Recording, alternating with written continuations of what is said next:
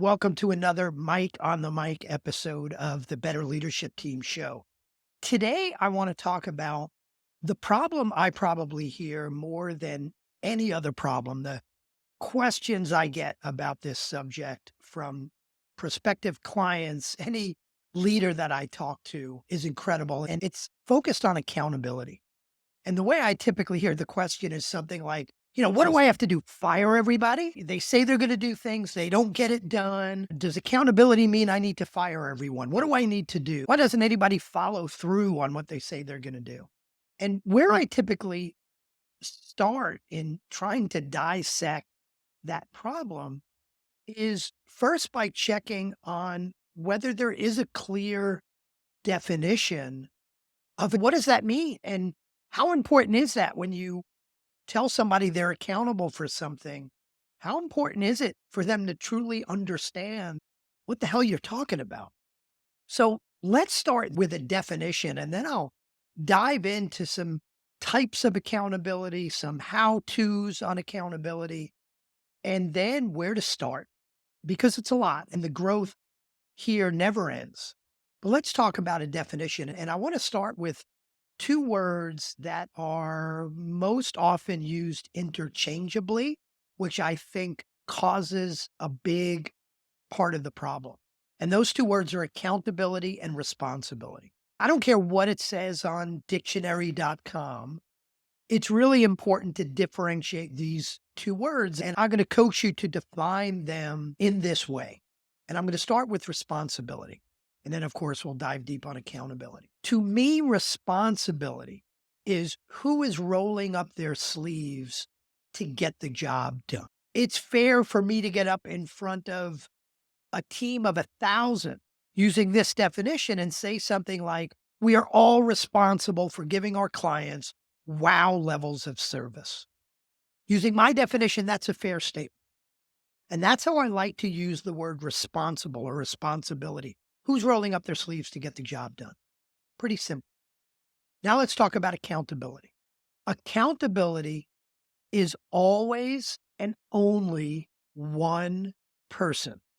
If more than one person is accountable, nobody's accountable. So while we all might be responsible for giving our clients wow levels of service, there's one person in the organization accountable for measuring that we're doing that, for deciding on the right strategy to do that, on the right process to do that. There's one person on the team we're going to hold accountable to know where we are, to know where we need to be, and to know what we've got to do to get there. That's accountability. So when you ask the question, oh, we've got this task to do, who's going to be accountable? If two people raise their hand and say, well, me and Joe will do it. The answer is no, you and Joe might be responsible. I need to know who the one person accountable is. And this way, there's no pointing fingers. Well, I tried, but Joe wouldn't answer his email. And, I didn't get a document on time from Susan, or you are accountable, one person accountable. We've got to make that clear. So I start off in that way: responsibility, who's rolling up their sleeves; accountability, who's the one and only one person that owns it. That being said, let's talk a little bit about the types of accountability. And I'll start with functional accountability. Functional accountability means for each major function of the organization. Head of company is a function. Sales is a function. Operations is a function. Marketing is a function. Finance is a function. You get the idea. For each function, who is the one and only one person that's accountable for that function? That's one type of accountability. Second type of accountability is accountability for a priority or an initiative or a rock or an OKR or whatever term you use for kind of an annual most important thing, or for a 90-day most important thing or set of most important things we're doing. There should be one person accountable for each one of those most important priorities. Now, hopefully you don't have 12 most important priorities, or you don't have any priorities, right? If everything's a priority, nothing's a priority. But assuming you've got two, three, four most important priorities for the year, or rocks for the quarter, or OKRs, each one of them should have someone accountable. Now, again, you could argue, well, one of our priorities is to, improve the percent of A players within our organization. And man, our talent development folks are involved in that. Our line managers are involved in that. Our finance team is involved in that. Yes, you've got a lot of folks and teams responsible. We need one person accountable. Without that one person accountable, you don't truly have accountability. There's too much confusion about who's doing what and who dropped the ball. So one type of accountability is functional accountability. A second type is a priority type accountability. A third is a measure of success accountability, or a KPI, key performance indicator. Each function should have a set of key performance indicators they're accountable for. It's not enough to say Sanjeev is accountable for marketing. What does marketing mean? Does it mean we've got a great website? Does it mean we've got a wonderful, email campaign, or our social media pictures are beautiful this year? What does it mean? How do you measure success? For marketing, it might be marketing qualified leads. For talent development or human resources, it might be your employee net promoter score. For sales, it might be the number of new clients you brought on board, or your closing ratio on opportunities. What are those measures of success? Even looking at the P&L and the balance sheet and saying, who's accountable for each of those measures? Who's truly accountable for gross margin on the team? So number one, functional accountability. Number two, priority accountability. Number three, measure of success accountability. And the fourth one I'll talk about is task accountability. Very often when I'm in a meeting with a client, something comes up that's not a big initiative, project, priority, but it's, hey, yeah, we ought to do that. We ought to send that survey to our clients, sometime over the next couple of weeks. Or, yeah, we ought to have, we ought to prepare for our, all hands meeting or town hall with the team, sometime next week. You come up with something that's more of a specific action than a bigger priority or a function. And task priority, or what I call who, what, when, means when you have a task, stopping right there and saying, wait a minute, sounds like we've got a who, what, when. Who's going to take accountability for this? And again, if it's Sanjeev and I are going to work on it, no, you're responsible. Who's the one person? So who, what, when is who's accountable, one person. Second thing is, what are you actually going to do? And then the last W is, when are you going to have it done by? So those are what I see come up most, is the different types or levels of accountability that are critical. Let's talk a little bit about the how, some tasks, some techniques, some exercises that will help make sure you are adding, 5x the accountability that you have today, and really decreasing the drama within your organization. And by the way, where all this fits, in a previous episode, I talked about the 6 pillars of building a great leadership team, what I call a breakthrough leadership team. All these accountability levels and types fit really within 2 of the pillars. Number one, certainly, is a pillar I call proactively structuring the team. Certainly understanding functional accountability is part of that. And the other place it fits squarely is in a pillar I call execute with discipline. So let's talk a little bit about the how. And the first thing I want to talk about is something called the functional accountability. And very simply, or maybe not so simply for most companies I work with, it is agreeing on the team. What are the major functions? Is operations a function? Is procurement a function? Is, certainly sales is probably a function. Marketing is a function. Head of company is certainly a function. It's not titles. It's not VP of sales and marketing. It's sales is a function. Marketing is a function. What are the 8, 10, 12, 14 functions within your organization? If you're coming up with 27, you've probably got way too many. But what are the functions within your organization? And who's the one person accountable for that function. When you do this exercise as a team, you will find three different opportunities to strengthen your team. One is you're going to find that you have some functions where multiple people are accountable and it's causing confusion. Sometimes that happens at the very top where there are two or three heads of company because we've got a partner or we've got a CEO and a president and the CEO hasn't quite given up the reins, on the day to day. So functional accountability, that's one issue is, do you have multiple people accountable for an individual function? And is that causing confusion? Normally does. Second thing is, do you have any functions where nobody's accountable? Yes, customer experience is a function. We're all responsible. Maybe nobody's accountable. And a whole bunch may be slipping through the cracks because of that. The third problem you find is that you've got someone stretched way too thin on the team. Now, is it okay for one person to be accountable for multiple functions? Absolutely. That will almost always happen.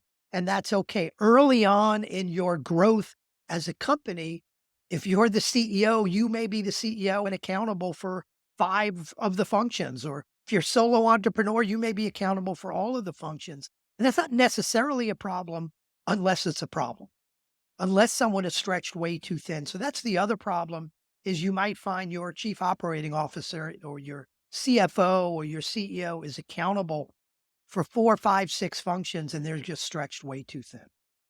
So that's the first tool you want to use, functional accountability chart. Figure out where you've got those issues. Do you need to solve all those issues today? Of course not. You need to prioritize where your biggest opportunity areas and solve them. Second tool is something called the 12-quarter leadership team plan. And that's very simply, I may do a whole episode on a 12-quarter plan because it's probably important enough to do that, but I'll stay high level for now. The 12-quarter leadership team plan is like taking that kind of static functional accountability chart we just talked about, where you're saying, where are we today or where do we need to be today? And it's using your plan for the next 4, 8, 12 quarters and say, where do I need to be? At what point will I have a need to add so many clients per month that my CEO can't also be the head of sales? I need a VP of sales. At what point do we have so many clients, we need someone to head up the customer service function? At what point are we adding so many products, we need a product development person? So the 12-quarter leadership team plan is like the functional accountability chart, but go from static to dynamic. And to do that, you need a good understanding of what your plan is 4, 8 quarters out, your financial drivers, like your P&L, your balance sheet, but more importantly, your non-financial drivers, like number of new products, number of new clients, number of shipments, that kind of thing. So we talked about functional accountability chart, just talked about the 12-quarter leadership team plan. Next thing I want to talk about is the job scorecard. Job scorecard is kind of like a job description on steroids. Most job descriptions I've seen are not worth the paper they're printed on. A job scorecard's job is to clarify accountability at a level that you typically don't have on a team. So there are 4 parts of a great job scorecard, and I'm stealing this term, by the way, from a methodology called top grading. There's a great book called Who, the A Method for Hiring. You ought to go read. But a job scorecard has 4 things. A mission of the job, 1 or 2 sentences. Certainly roles and responsibilities, which is what's on a typical job scorecard. But then it's got measurable outcomes, which might be an overlap if you did that on the functional accountability chart. But for a job, what are the measurable outcomes of that job? Again, marketing is a great example. Roles and responsibilities of marketing may say things like, rework our brand and make sure our website is up to date and design digital marketing campaigns. But you could do all those things and still fail at marketing. What are the measurable outcomes you're truly accountable for? That's the third thing on the job scorecard. And then the fourth thing is, what are the competencies you need to do the job? And knowing those competencies, project management skills, analytical skills, communication skills, coaching skills, you name it. What are the competencies you need, including your core values as competencies? What competencies do you need to be successful on the job? And once you do that, job scorecard could be used to coach someone internally who's already in that role as to where they need to improve. Could be used as a performance assessment tool for the folks internally. It could be used to figure out if someone's ready for a promotion. And absolutely, it should and could be used when you are hiring someone into that role. Those roles and responsibilities, but especially the measurable outcomes and the competencies, are critical to figuring out who the right person is. The next tool I want to talk about is meeting rhythms, or what I call planning and communication rhythms. All of this accountability is great, but if you are not getting together with your team specifically to define those accountabilities, what are the priorities? Who's accountable for each priority? What are the key performance indicators, measures of success, and who's accountable? If you don't have the right meeting rhythm to define those, and most importantly, hold folks accountable for that, the right annual planning type of meeting session, annual planning, quarterly planning and learning, monthly check-ins, weekly accountability meetings, daily huddles, although daily huddles are great, they're not really an accountability tool. I found the most important part of the meeting rhythm from annual, quarterly, monthly, weekly, daily, the most important thing as it relates to accountability is the weekly meeting. Accountability lives or dies with your ability in the weekly meeting to hold people accountable for what they say, what they said they were going to do, what they've committed to, whether it's a task or a who, what, when, whether it's a KPI or whether it's a rock or an OKR, or a priority. That weekly accountability meeting is where you hold them accountable. And again, if you don't have the right agenda for those meetings, and if you're not truly holding people accountable, if you're letting people say, I was busy, I didn't get to it, accountability dies, right? Well, this is something you committed to. How are you going to make sure? How could we help you make sure that next week you're back on target?